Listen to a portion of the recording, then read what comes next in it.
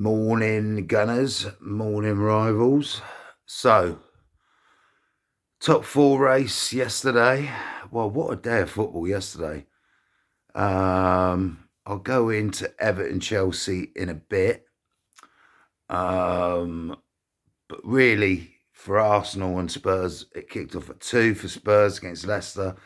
And Leicester and West Ham were supposed to have played weakened teams. Now, Tottenham got the luck there. They played a very weakened, poor Leicester side, in my opinion.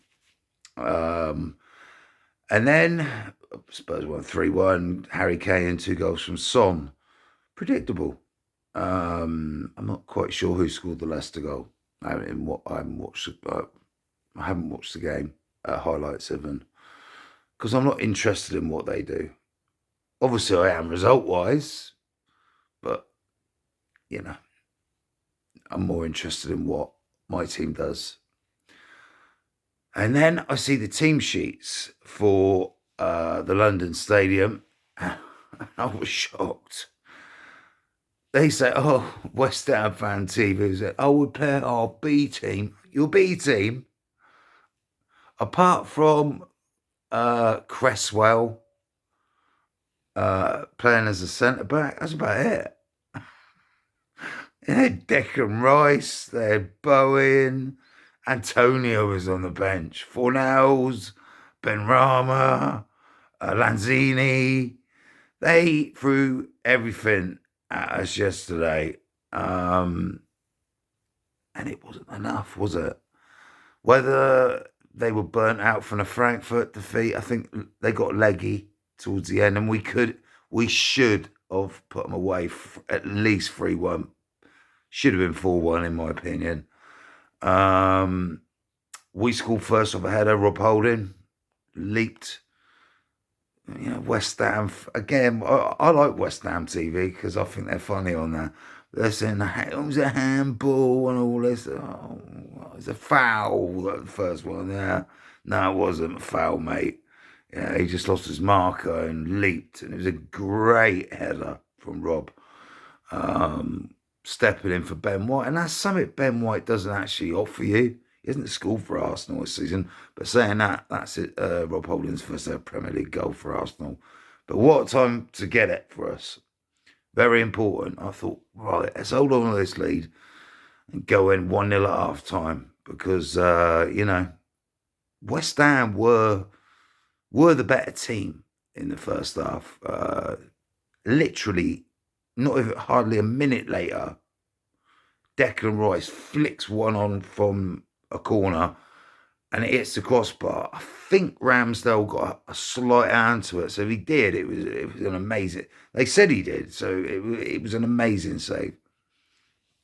Literally about 3 or 4 minutes later, Soufal on the right, ball into Bowen, totally unmarked. Again, I question where Tavares was, mate. Whether he could have prevented that or made it a bit more difficult for the cross to come in. But again, it's a collective, isn't it? He was unmarked. He shot, it deflected off Gabriel, and it took it past Ramsdale. Whether it would have gone in, I'm not so sure. I looked at the trajectory of the ball, and it was going straight at Aaron Ramsdale. So I'm not sure Bowen would have actually scored there, and it's a deflection off Gabriel. So we went in at 1-1 at half time. And I've got to admit, I was feeling a bit dejected. But I was also feeling positive that, West Ham have obviously put this team out to gain confidence and to overhaul Man United and get back in them Europa League spots, which I think they deserve. They've been much better than Man United this season. It'd be a crime if they don't finish above Man United. And then the second half starts. The only incident really was Bowen and Ramsdale running out. Reckless from Ramsdale. Could have got himself in a lot of trouble. But Bowen dives, simulation, yellow card.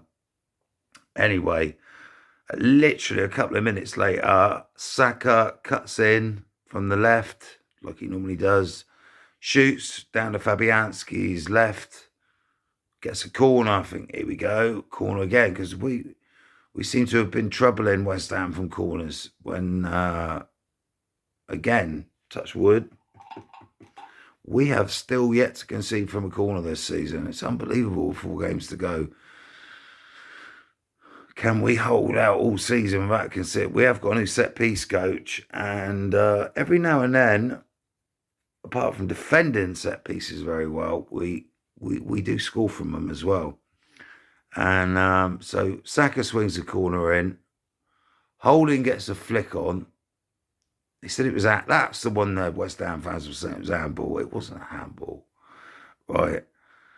And it falls to Martinelli, completely unmarked on the edge of the box. He swings a beautiful cross in. I think it was Benrahma or Lanzini. I think it was Lanzini. He's marking Gabriel. Complete mismatch, by the way. But he just walks out. You can watch Gabriel. If you watch it, you know what you're looking for. Gabriel knows exactly where that ball's coming, mate. He crosses it in, and it was a thumping header from just outside the 6-yard box. And I think the sheer power of it, because it wasn't particularly a ball whipped in with an immense pace, which a lot of, say, like Trent's goals would say, Jota or someone, a lot of that comes through, Trent whipping that ball in with that power. But this was more Gabriel's power, I think, that got past Fabianski. And to be honest, from there on in, with that sort of stuff in our West Ham, Nketiah hit the post. He just put it wide. He was causing them havoc. Again, injuries. I'd like to put a big shout out to Takahiro Tomiyasu back. Wow, we look different with Tomiyasu at the back. That physical presence. The way when it's a 50-50 and he's just shielding it out for a goal kick. Damn, we need him for the North London Derby. We're going to need him for that Leeds and North. We need him for the running, let alone that North London Derby. We just need him full stop. Saka limped off towards the end as well. I'm sure these players have got a whole week. Yeah, next Sunday we play at 1 o'clock. So we've got a whole week to recover. I'm sure that both of them will be fine. Whether Tomiyasu's muscle complaint has flared up again, because he has been out with a muscle injury, I hope not, because he is so important. He really is that important. So it's on. It's on. And Chelsea, in the other game, I say top 4 because now Chelsea are officially in the top 4 race.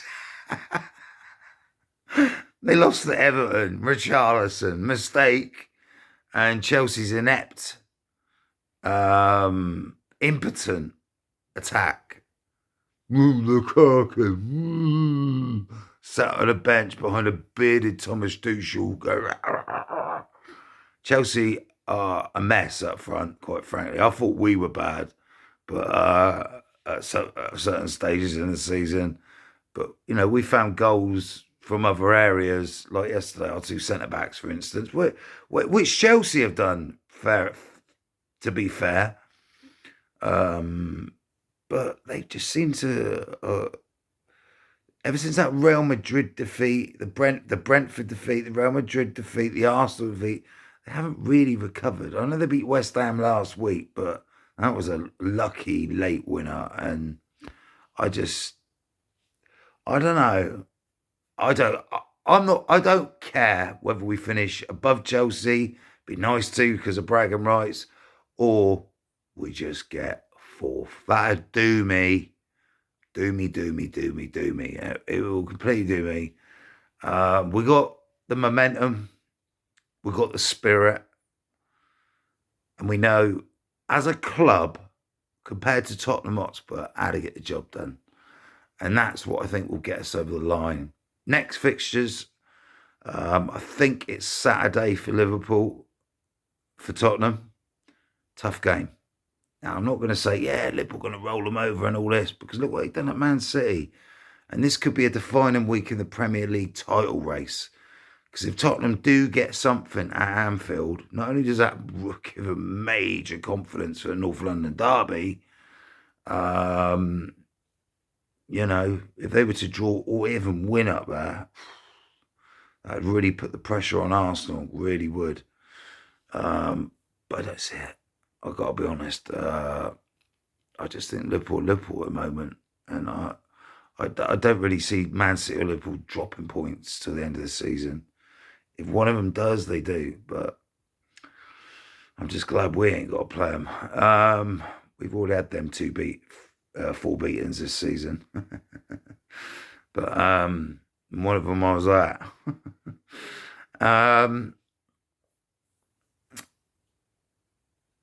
Arsenal got Leeds at home. Tough game. They're fighting for their lives. They've got to play Chelsea as well. So, you know, I'm not sure whether it's at Stamford Bridge or Ellen Road, but ours is at the Emirates. It's live on Sky at 1. So it's all in our hands. Leeds' defence is just a bit too leaky for me.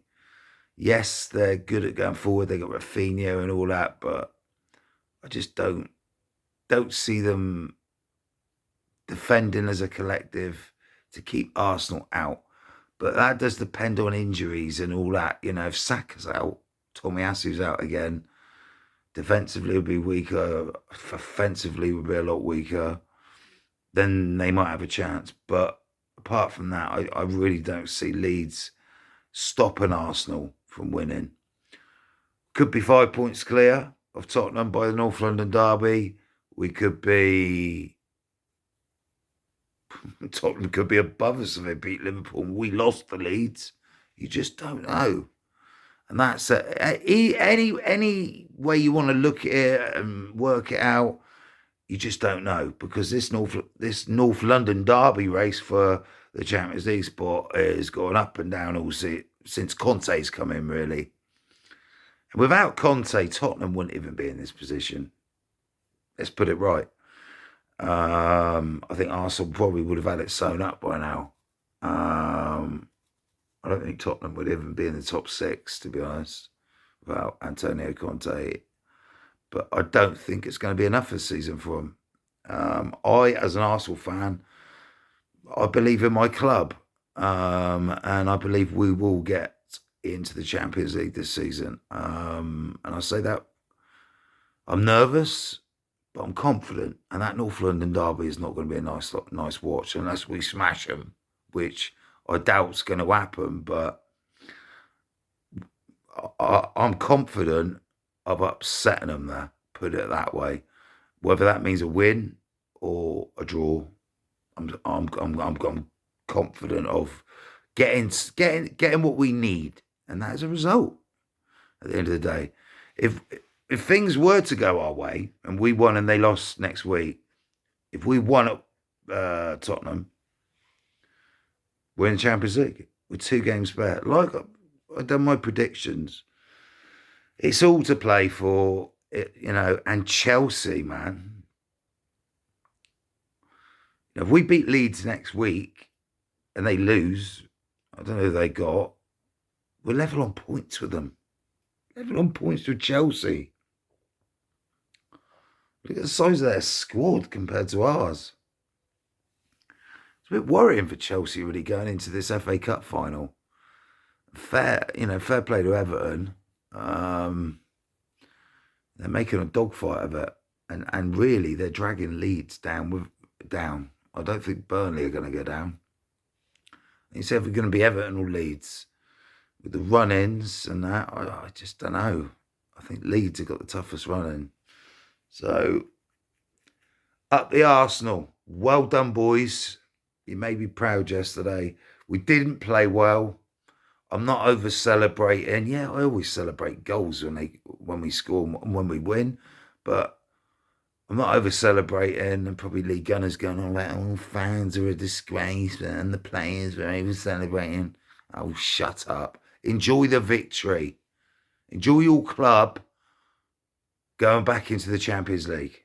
Yeah? because that is where we're heading. What do you want? Tottenham back in there? That's what I mean about Lee Gunner, right? He says he's an Arsenal supporter, right? And he wants Mikel Arteta sack. It ain't happening anytime soon, right? Even if Tottenham were to beat us to this fourth spot, it'd still be our manager. He'd still get a new contract.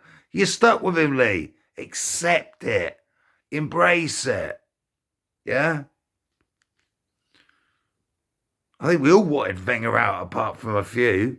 Before, yeah, we all got on that. I wanted Wenger out for over 10 years, mate. Anyway, up the Arsenal, peace, and on to next weekend. Oh, Champions League semi-finals. I will do my reviews. I'll possibly do a pre-match review tomorrow, and a pre-match on Wednesday, and an after-match, because they're such big games for English football and European football in general. Over and out at the Arsenal. Come on, the Arsenal.